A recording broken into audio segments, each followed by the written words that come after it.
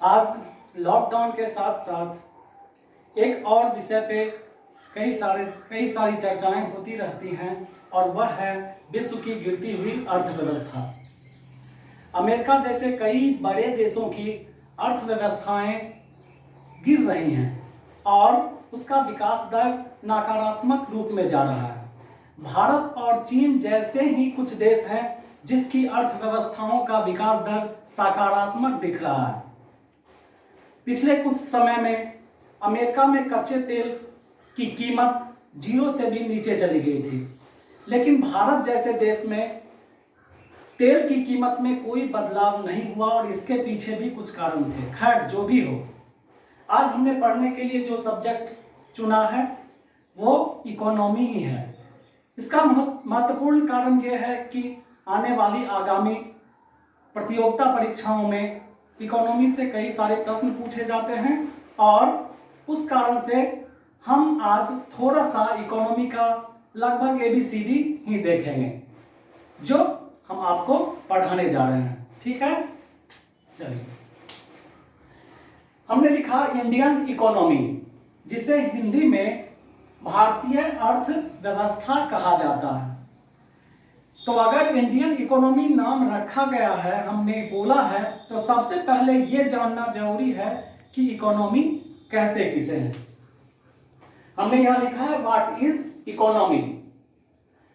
इसका डिफिनीशन यहां है, an economy is an area of the production, distribution and trade as well as consumption of goods and services by different agents।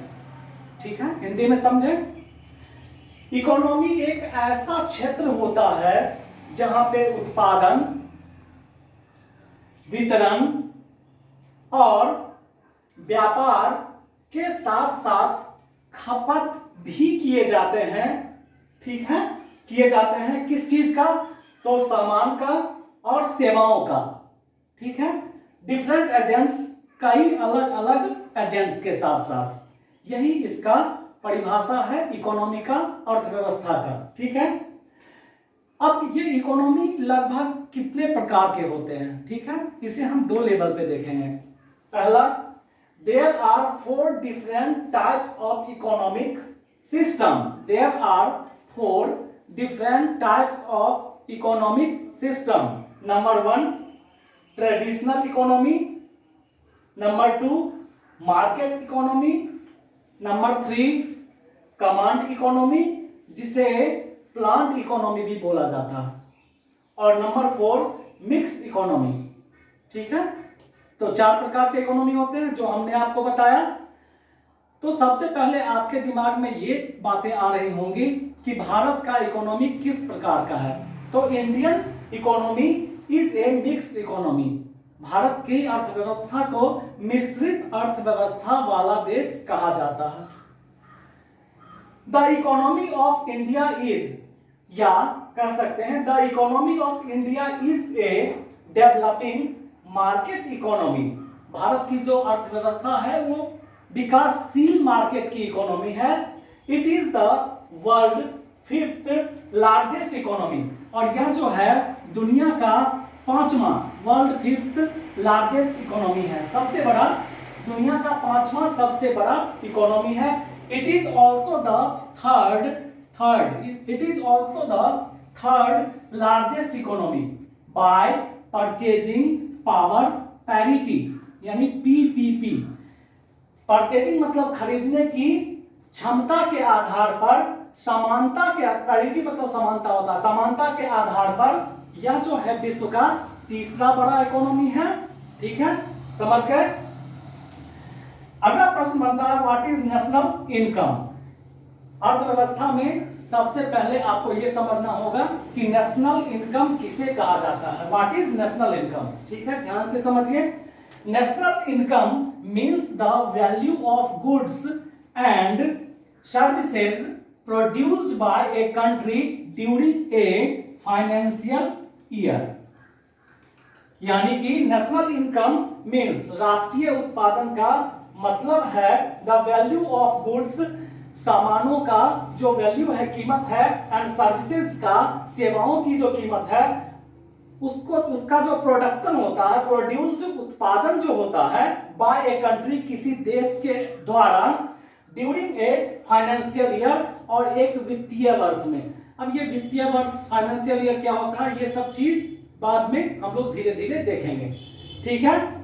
अब जरा हिंदी में इसको देखते हैं।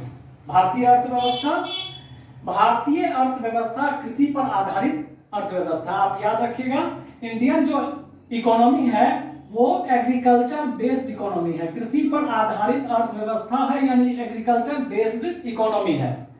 देश के 55% से अधिक लोग कृषि पर निर्भर हैं। याद रखिएगा, देश के 55% से अधिक लोग एग्रीकल्चर पर निर्भर हैं। देश की कुल जनसंख्या का लगभग 69% से अधिक, 69% से अधिक, मोर देन 69% गांव में निवास करते हैं।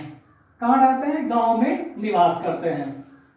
अर्थव्यवस्था का एक दूसरा भी प्रकार है, ठीक है। हमने यहां देखा इकोनॉमी का 4 टाइप्स, और एक दूसरे प्रकार की अर्थव्यवस्था को दूसरे तरह से भी परिभाषित किया जाता है, जिसमें पहला है पूंजीवादी अर्थव्यवस्था।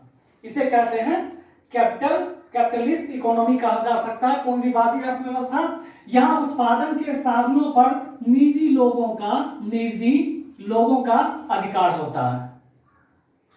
दूसरा है सोशलिस्ट इकोनॉमी, समाजवादी अर्थव्यवस्था। यहां उत्पादन के साधनों पर सरकार का अधिकार होता है, और तीसरा है बंद अर्थव्यवस्था, क्लोज्ड इकोनॉमी। यहां बाहरी देशों से कोई आयात और निर्यात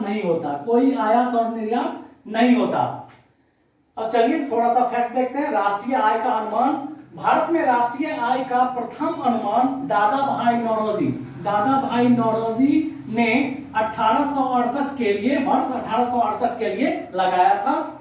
स्वतंत्रता के बाद 1949 में राष्ट्रीय आय के अनुमान के लिए पीसी महालनोबिस एक व्यक्ति थे की अध्यक्षता में राष्ट्रीय आय समिति, यानी राष्ट्रीय आय समिति का गठन किया गया, ठीक है। राष्ट्रीय आय समिति का गठन किया गया। अब ये सीएसओ देखते हैं। सीएसओ क्या है? सेंट्रल स्टैटिस्टिकल ऑर्गेनाइजेशन,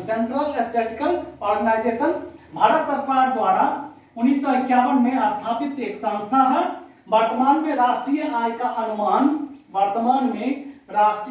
अनुमान इसी संगठन द्वारा लगाया जाता है। किसके द्वारा? सीएसओ के द्वारा लगाया जाता है, ठीक है। हिंदी में इसे केंद्रीय सांख्यिकी संगठन बोलते हैं। अगले कुछ क्लास में हम इकोनॉमी का ही थोड़ा सा देखेंगे, ताकि आने वाले एग्जाम में ये आपके काम आ सके। और अभी देश की स्थिति भी वैसी है, इसलिए हम इसी पे ही आगे बढ़ेंगे। Thank you.